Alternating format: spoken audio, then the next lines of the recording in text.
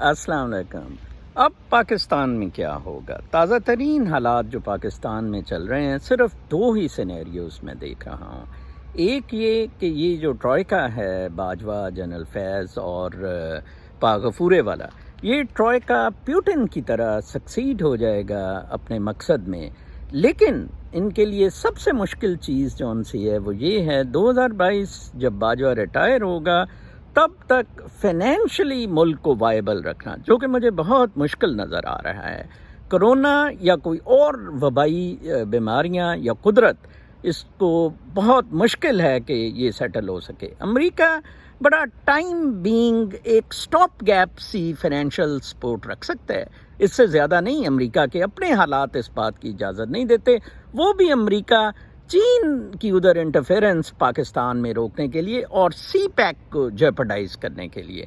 دوسرا سینیریو بہت اچھا ہے، اگر پاکستان ٹوٹل کرائسس میں آ جائے، جیسے فیض صاحب نے کہا تھا کہ حالات بالکل بلیڈنگ پوائنٹ پر مجھے آتے نہیں نظر آتے، پاکستان شاید اسی طرح چلے، تب ممکن ہے کہ کتنا بڑا کرائسس ہو جائے، خانہ جنگی ہو جائے یا انہی میں سے کوئی جرنیل بغاوت کر دے۔ ہاں، پھر پاکستان کوئی سال ڈیڑھ کے بعد ایک نئے موڈ میں آ جائے گا، ایک نیا رول تخلیقی، ایک ایوالونگ سچویشن ہو جائے گی۔ فی الحال یہ جنگ ہو رہی ہے ایک پیوٹن ٹائپ ڈکٹیٹرشپ ورسز ایک strife, conflict, struggle for a better Pakistan.